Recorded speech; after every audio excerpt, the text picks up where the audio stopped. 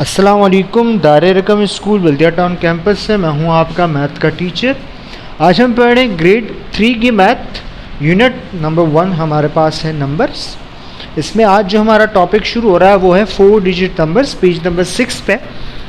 4 digit number का हम आज कॉन्सेप्ट पढ़ लेते हैं कि 4 डिजिट नंबर क्या होते हैं, कैसे होते हैं, क्या क्या चीज़ें उसमें शामिल होती हैं। इससे मिल के उससे जो उसके कॉन्सेप्ट हैं, जो उसके प्रॉब्लम्स हैं, वो कैसे सॉल्व होंगी 4 डिजिट नंबर्स की, वो सारा आज हम देख लेंगे। इसके बाद जितना भी 4 डिजिट का काम होगा वो आप इसी वीडियो को देख के कर सकते हैं बआसानी। ठीक है, सबसे पहले हम एक कोई भी एज्यूम कर लेते हैं, कोई भी एक नंबर 4 डिजिट का। ठीक है, मिसाल के तौर पे मैंने लिया 4 3 2 1।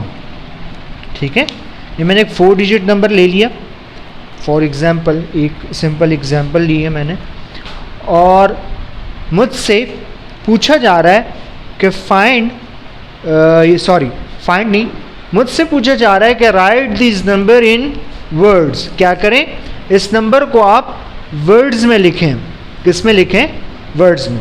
ये एक 4 डिजिट नंबर है, इसको वर्ड्स में लिखना है। तो वर्ड्स में लिखने के लिए एक चीज़ जो मैंने आपको 3 डिजिट के लिए भी समझाई थी कि इसको वर्ड में लिखने के लिए सबसे जो ज़रूरी आपका इंग्रेडिएंट है वो क्या है?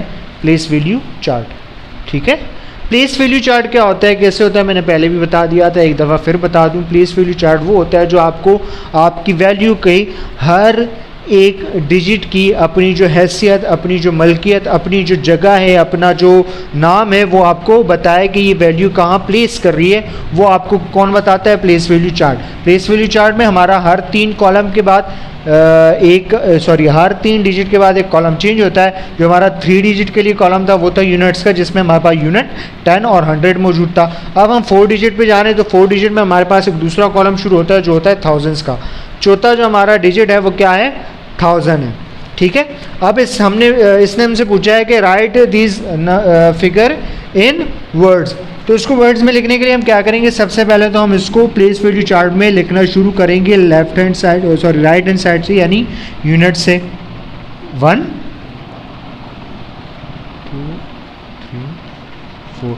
हमने क्या कर दिया? हमने इसको प्लेस वैल्यू चार्ट में पुट किया।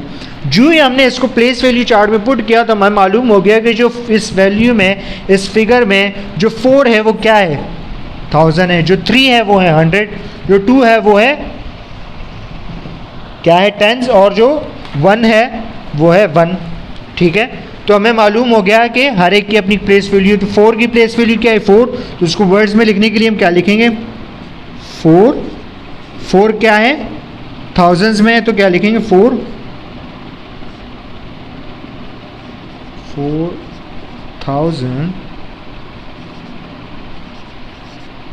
ठीक है, 3 किस में? 100 में है, तो क्या लिख दें? 300। 2 किस में? टेंस में, और 1 यूनिट में, तो क्या लिखेंगे? 2 टेंस में, तो 2 क्या है? 20 है।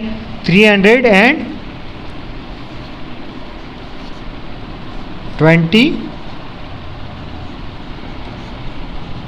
और यूनिट में क्या है हमारे पास? 1।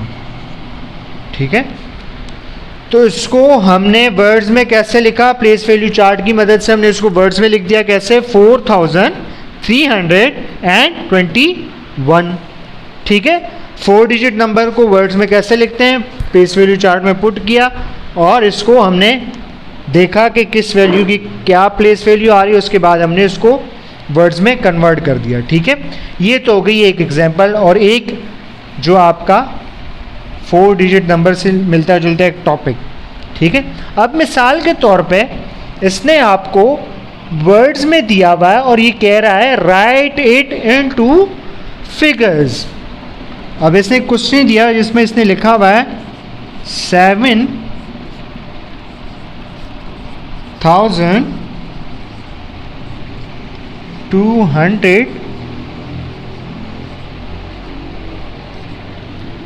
and 34।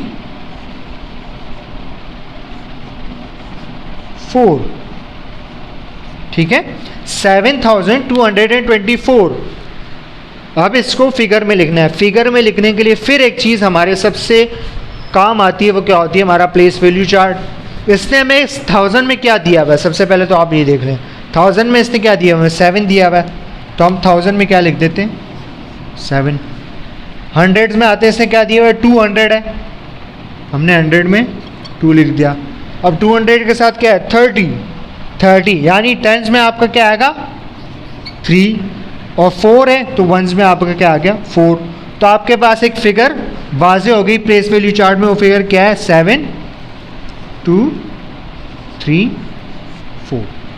ठीक है, ये जो आपको वर्ड्स में दिया गया था इसको हमने फिगर में कन्वर्ट कर दिया थ्रू प्लेस वैल्यू चार्ट। अब एक चीज़ और आप यहाँ समझ ले कि देखिए मैंने फिगर को लिखा है तो 1000 का जो कॉलम है उसका 1000 का वर्ड मैंने यहाँ लिखा है, उसके बाद मैंने थोड़ा सा स्पेस दे के यूनिट के वंस लिखी। क्यों लिखे? इंटरनेशनल सिस्टम के मुताबिक जो आपका 3 डिजिट के बाद आपका कॉलम चेंज होता है तो कॉलम चेंज को आप उसमें तो ऐसे कॉलम चेंज करके आप बता देते हैं प्लेस वैल्यू चार्ट में, लेकिन जब आप फिगर लिखते हैं तो आपने 3 डिजिट के बाद जब आपका कॉलम चेंज होता है तो आपने थोड़ा सा स्पेस दे के फिर आपने अगले कॉलम का वर्ड लिखना है, तो ये आपका इंटरनेशनल सिस्टम में इसी तरह लिखा जाता है। ठीक है, सही है, समझ आ गए यहाँ पे।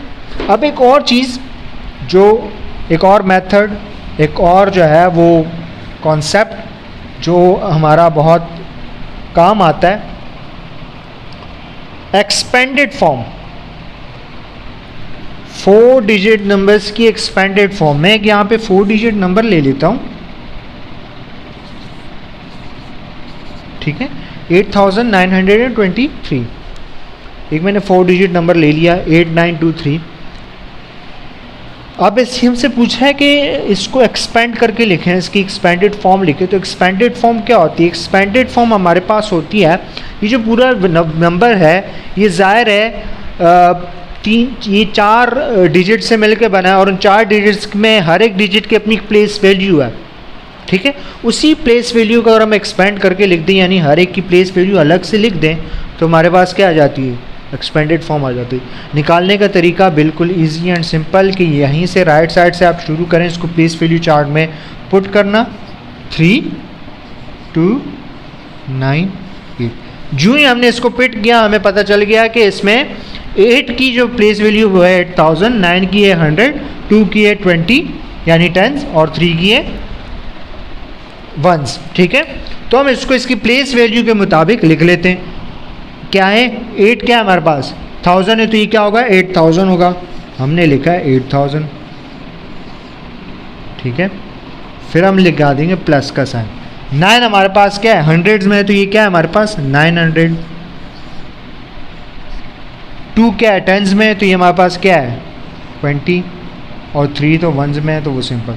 तो ये हमारे पास क्या आ गई? ये आ गई हमारे पास एक्सपेंडेड फॉर्म। ठीक है, यहाँ तक आपको क्लियर हो गया?